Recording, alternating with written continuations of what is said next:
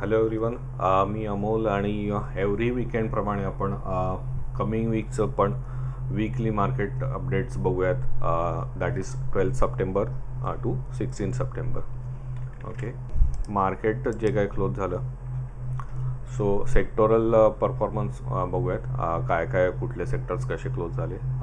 I T, private bank, auto आणि P S U bank हे more than 0.5% वरच close झाले. त्यातल्या त्यात आय टी सगळ्यात स्ट्रॉंग आहे आणि बेरिशमध्ये रियालिटी, इन्फ्रा, एनर्जी, कमोडिटीज साधारण 4 सेक्टर ते डाऊन आहेत. Okay, U S D I N R, U S dollar आपण बघतोय काही वीक्सपासनं की 3 मंथपासनं तो कन्सॉलिडेशन झोनमध्ये आहे. साधारण 7 to 8 वीक्स झाले तो 80.20च्या आसपासची लेवल क्रॉस करत नाही, रेजिस्टन्स जो आहे. सो या वीकमध्ये पण खूप काही मेजर मुवमेंट झालेलं नाही. त्याच्यात बिटवीन 79 to 80 या रेंजमध्येच तो फिरतो आहे. तील आय टी सेक्टर आता स्ट्रॉंग होत आहे, तर बघूयात की पुढे यू एस डॉलर ब्रेक करतो आहे का. देन निफ्टी आपण बघत होतो की रेजिस्टन्स फेस करत होता इथे वीकली चार्टला. 2-3 वीक्स तो डाऊन होता, देन परत गॅप अप ओपन झाला आणि फायनली आता जी ट्रेंड लाईन होती ती ब्रेक केली आहे इथे.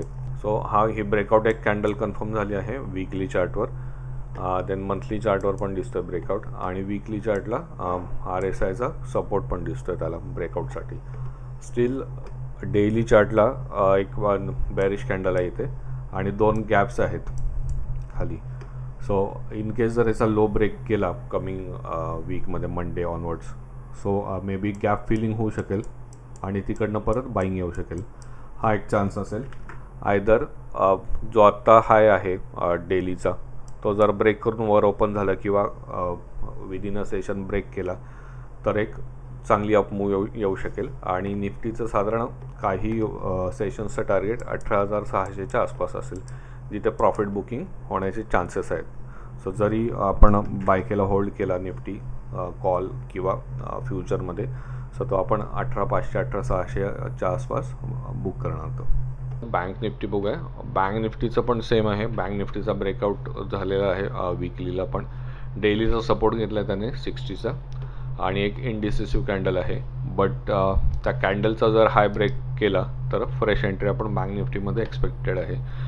आयदर ज्या गॅप फिल आहे खाली आल्यावर त्या गॅप फिल होऊन अगेन तो बाउन्स बॅक होण्याचे चान्सेस आहेत. सो जर तो कन्सॉलिडेशन झाला डेली चार्टला उद्या परवाच्या सेशनमध्ये, तर आपण फ्रेश काही पोझिशन घेणार नाही आणि ब्रेकआउट आयदर साईडला जिथे मिळतो त्याच्यानंतर आपण ट्रेंड फॉलोइंग सिस्टीमने त्याला फॉलो करणार आहे. सो कन्फर्मेशन मिळेल पण ट्रेडमध्ये एंट्री नका घेऊ. ओके, जर ब्रेकआउट केलं पॉझिटिव्ह साईडला तर त्याचं टार्गेट आहे 41,800, 600 to 800, 42,000पर्यंत पण तो टच करू शकतो. सो या गोष्टी आपण चेक करणार आहेत. कन्फर्मेशन नंतरच आपण एंट्री घेणार आहे. ओके, देन आपण सेक्टोरल्स बघू ॲनालिसिस किंवा मागच्या वीकचा रिकॅप बघूयात आपण की पॉन्डी ऑक्साईड एक स्टॉक दिला होता तुम्हाला की पॅटर्न फॉर्म झाला होता आणि ब्रेक केला होता. ओके, सो 779ची आसपास नेकलाईन होती त्याची आणि आता 1080च्या आसपास हाय केला त्याने डेली चार्टला. सो हा एक कंटिन्युएशनमध्ये चालू आहे आपला ट्रेड. देन शेषशाही पेपर हा एक आहे, तो ब्रेक केला आहे लास्ट वीक आणि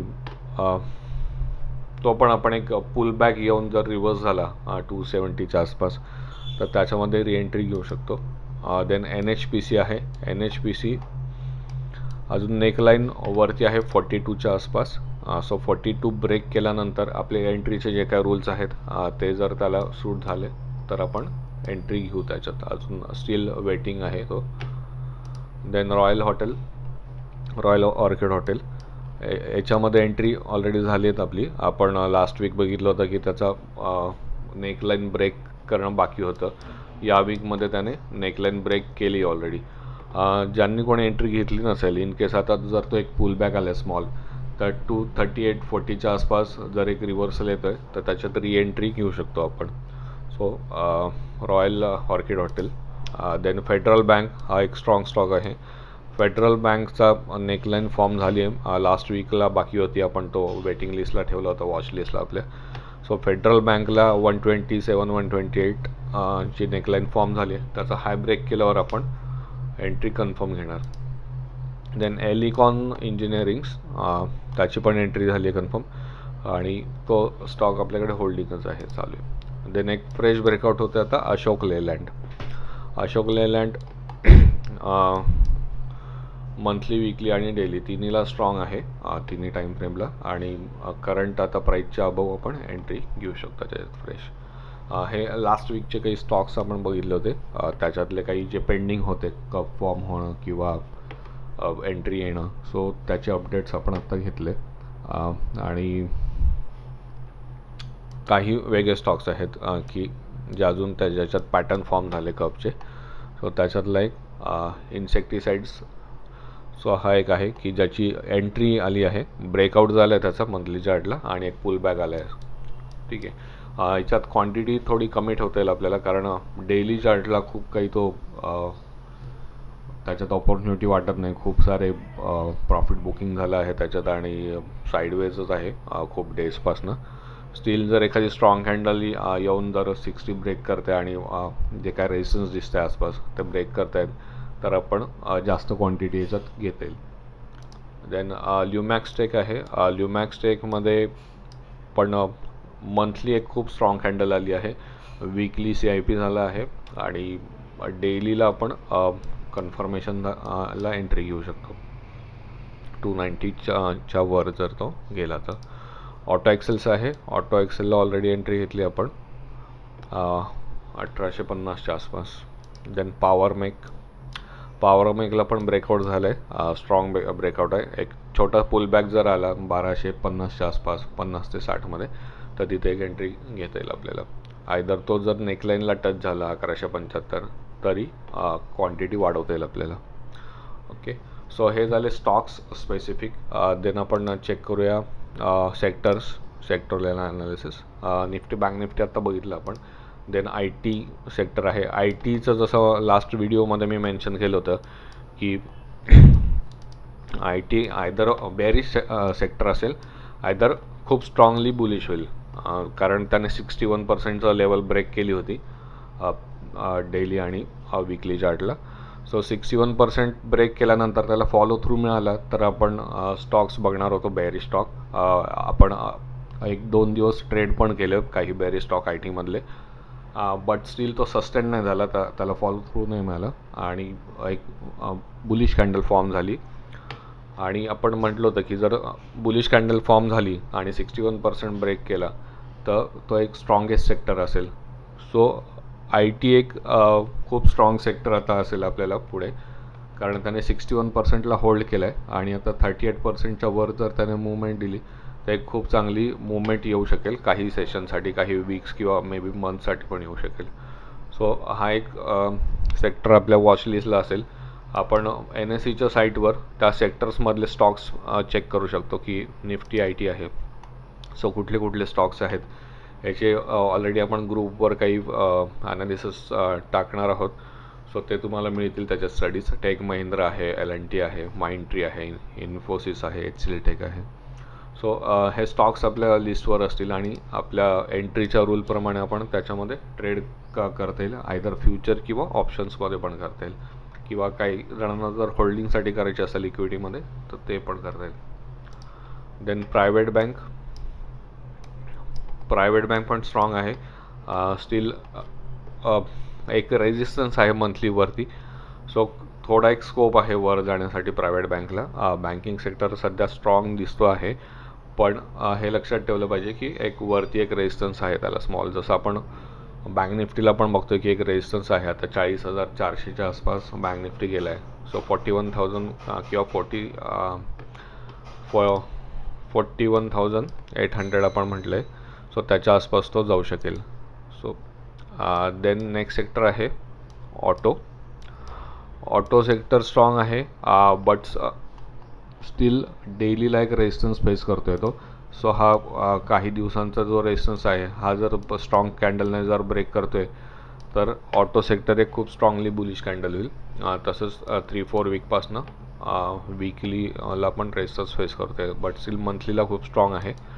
आणि डेलीला आता जस्ट ब्रेक होतोय जर RSI आपण चेक केला तर.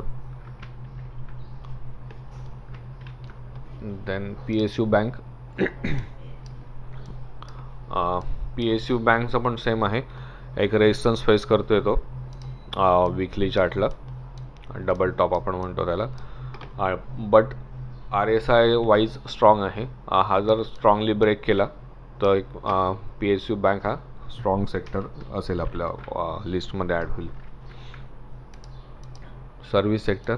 सर्व्हिस सेक्टरला पण ऑलमोस्ट एक रेजिस्टन्स आहे तिन्ही चार्टला, डेली, वीकली, मंथली. सो हा जोपर्यंत ब्रेक नाही करत तोपर्यंत कन्फर्मेशन नाही आहेत. याच्यामध्ये पॉझिटिव्ह एक गोष्ट एक आहे की वीकली चार्टला ब्रेकआउट देतो तो जस्ट. हा जर कन्फर्मेशन याला कंटिन्युएशन मिळालं तर आपण तो चेक करूयात, रडारवर ठेवूयात. Then metal. हा मेटलला एक ब्रेकआउट येऊन परत पुलबॅक आला आहे आणि जर आता स्ट्रॉंग कॅन्डलने ब्रेक केला तर तो आपल्या रडारवर असेल, बट तो थोडासा वीक वाटतोय वीकली चार्टला. वीकली चार्टला इथलं रेजिस्टन्स तर आहेच, बट 60चा पण एक रेजिस्टन्स घेऊन तो मे बी खाली येऊ शकेल. तो खाली आला तर कॉल रायटिंग करता येईल आपल्याला, त्याच्यामध्ये ऑप्शन रायटिंग करता येईल. FMCG स्ट्रॉंगेस्ट सेक्टर आहे सध्या तरी. स्टील आपण जर फ्रेश एंट्री करायची असेल तर आपण फक्त डेलीचा हाय ब्रेक केल्यावर फ्रेश एंट्री घेता येईल. एक वीकलीला बघितलं तर एक ब्रेकआउट दिला आहे, CIP झाला आहे त्याचा, आणि मंथलीला पण एक ब्रेकआउट दिला आहे. बट डेलीला कन्फर्मेशन झाल्यावर आपण स्विंग किंवा पोझिशनल घेता येईल त्याच्यामध्ये. CPAC ऑलमोस्ट सगळ्या सेक्टरला रेजिस्टन्स फेस करतोय जवळपासवर. सो आपण तेच बघणार आहे की जर रेजिस्टन्स आहे आणि तो जर स्ट्रॉंगली ब्रेक केला, सस्टेन झाला आणि त्याला फॉलो थ्रू मिळाला तरच तो सेक्टर आपण आपल्या बाईंगच्या लिस्टमध्ये ठेवणार. आयदर आपण तो शॉर्टिंग ऑपॉर्च्युनिटी म्हणून चेक करणार. MNC पण सेम आहे, 2 रेजिस्टन्स फेस करतो वीकली चार्टला. एक करंट लेवलला आहे की जिथे दोजी किंवा इंडिसिसिव्ह कॅन्डल मिळाली आहे आपल्याला, आणि एक वरती पण लेवल आहे. सो त्या फेजमध्ये आयदर तो कन्सोलिडेशनमध्ये जाईल काही दिवस, आयदर ब्रेकआउट आयदर साईडला कुठल्या होतोय त्याच्यावर आपण कन्फर्मेशन त्याचं घेता येईल. PACला पण सेम रेजिस्टन्स फेस करतोय वीकली आणि मंथली चार्टला. फार्मा सध्या तरी साईडवेज आहे खूपच, किंवा वीक सेक्टर म्हणता येईल आपल्याला करंट पोझिशनमध्ये. सो फार्मामध्ये फारसं काही नाही आहे. कन्झम्पशनला पण ब्रेकआउट मिळाला आहे वीकली आणि मंथली चार्टमध्ये. सो अगेन सेम, जर डेली चार्टला कंटिन्युएशन मिळते तर कन्झम्पशन आपण स्टॉक्स बघू शकतो कन्झम्पशनमधले. फायनान्सला पण रेजिस्टन्स आहे सेम लेवल.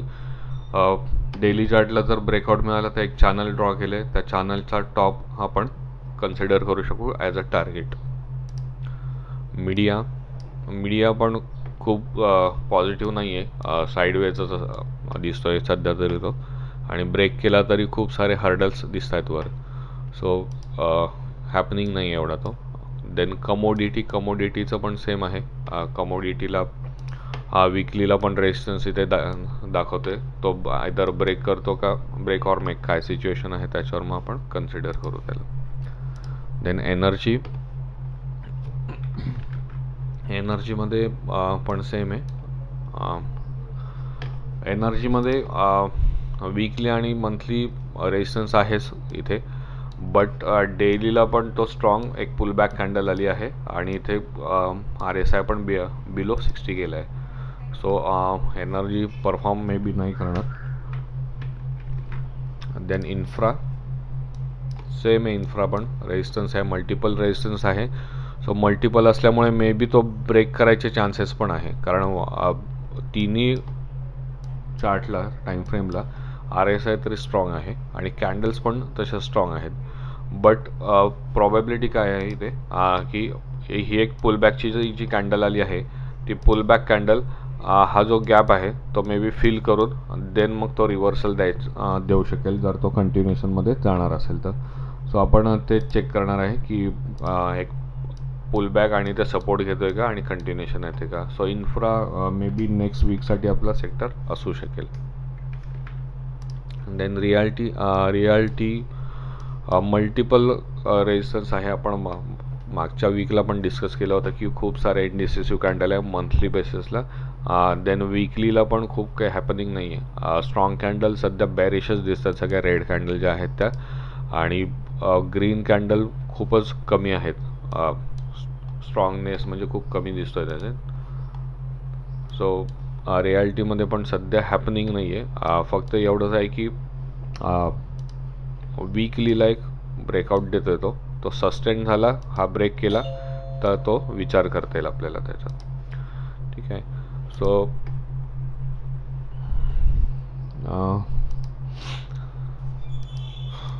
हे सेक्टर्सच आहेत आपण जे मागे बघितले होते. आय टी जो बघितला आहे आपण की हे तिन्ही टाईम फ्रेम्स आहे त्याच्यात. 61ला सपोर्ट घेतला आहे फिबोचा. देन प्रायव्हेट बँक आहे की जो स्ट्रॉंग आहे, आणि ऑटो आहे. सो हे 2-3 सेक्टर खूप स्ट्रॉंग आहे सध्या. ऑटो सेक्टर पण एक रेजिस्टन्स फेस करतो आहे, बट डेलीचा एक सपोर्ट दिसतोय. एक बुलिश कॅन्डल पण फॉर्म झाली आहे लास्ट सेशनला.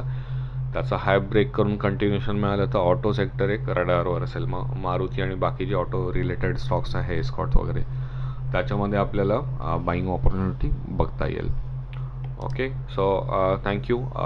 आजच्या या वीकसाठी एवढंच, आणि नेक्स्ट वीक परत भेटूयात आपण.